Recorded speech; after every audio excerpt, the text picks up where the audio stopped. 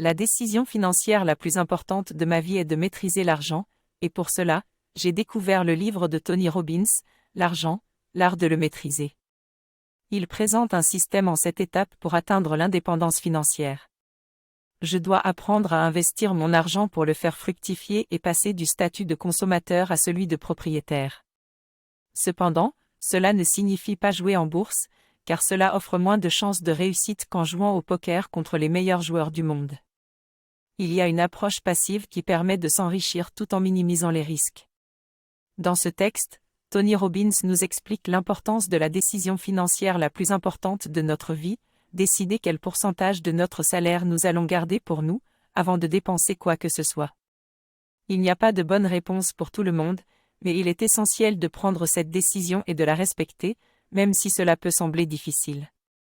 Si je n'ai pas assez d'argent pour épargner autant que je le voudrais, je peux commencer par mettre de côté une petite partie de mes futures augmentations de salaire.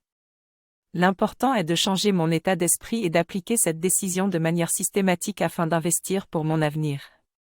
Si je veux atteindre l'indépendance financière, je dois suivre les 7 étapes conseillées par Tony Robbins dans son livre « L'argent, l'art de le maîtriser ». La première étape consiste à me payer en premier en investissant une partie de mes revenus, idéalement 15%, chaque mois. Pour y parvenir, je peux automatiser mes épargnes en mettant en place un virement automatique dès le début du mois. Je dois prendre cette décision dès maintenant et appliquer cette stratégie pour l'effet positif que ça aura sur ma vie.